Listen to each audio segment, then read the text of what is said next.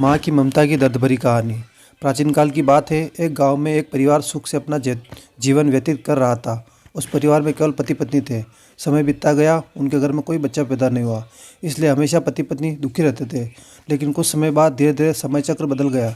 एक दिन उसकी माँ के पति को ऐसी बीमारी हो गई कि वह बिस्तर पर लेटने के बाद फिर से उठने की क्षमता खो बैठा। शायद उसे कैंसर था, इसलिए काफ़ी दुबला पतला एवं कमज़ोर हो गया। अब वह माँ अपने पति को बीमारी से बचाने के लिए शहर शहर भागने लगी। हर तरफ से लाचारी हाथ मिलने पर वह मायूस होकर पति को घर ले आई। घर लाकर पति की हालत धीरे धीरे बिगड़ती गई। इस दौरान पति को पता चला कि उसकी पत्नी पेट से है। जब उसने यह बात अपने पति को बताई तो पति ने कहा, अब मरने से पहले यह चिंता नहीं है कि उसका कोई संतान नहीं है। अब यदि मैं मर भी जाऊं तो यह बच्चा जन्म लेगा और आपके जीवन का सहारा बनेगा और आपके बुढ़ापे की छड़ी बन जाएगा। तुम अपना जीवन बच्चे के साथ व्यतीत करना। और यह सब कहकर पति ने अपने प्राण त्याग दिए। पत्नी ने पति का अंतिम संस्कार किया, लेकिन उसके मन में बहुत दुख था। लेकिन यह कहकर उसने अपने मन को आश्वस्त किया कि उसके पति का प्यार, उसके घर में एक छोटा बच्चा एक दिन इस दुनिया में जन्म लेगा और वह मेरे बुढ़ापे का सहारा बनेगा। अब धीरे धीरे समय बीतता गया और बच्चे के जन्म का समय आ गया। तब उस माँ ने एक पुत्र को जन्म दिया।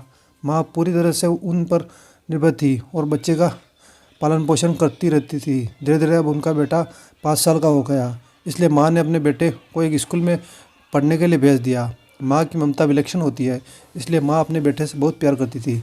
माँ अपने बच्चे का दर्द नहीं देख सकती थी, इसलिए माँ उस बच्चे का दुख एवं दर्द स्वयं उठाती थी।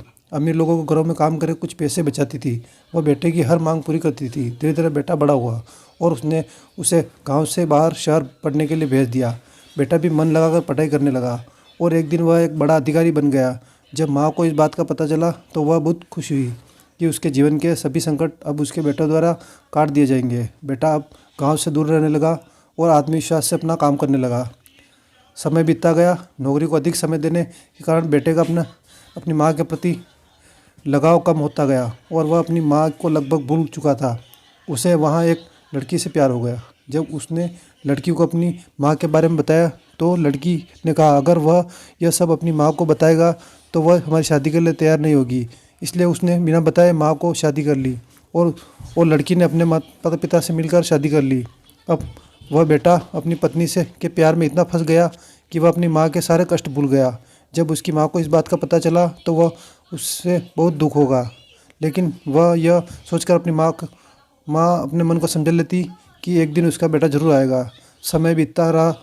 माँ भी अब बूढ़ी हो रही थी। गांव के लोगों भी उसे करने लगी कि उसका बेटा अब कभी नहीं आएगा, लेकिन उस माँ के मन में उम्मीद थी कि एक दिन उसका बेटा जरूर आएगा। उधर बेटा पत्नी के प्यार में फंसकर माँ को पूरी तरह भूल चुका था। यहाँ धीरे धीरे माँ भी इतनी बुढ़ी हो गई कि माँ को चलने फिरने में परेशानी होने लगी। फिर एक दिन उसने गाँव के लोगों को बुलाकर एक पत्र लिखा और उसे अपनी अलमारी में सुरक्षित रखवा दिया और गाँव के लोगों से कहा कि जब उसका बेटा आए तो उसे यह पत्र दे देना। और बूढ़ी माँ एक दिन अपने बेटे की याद में गुजर गई।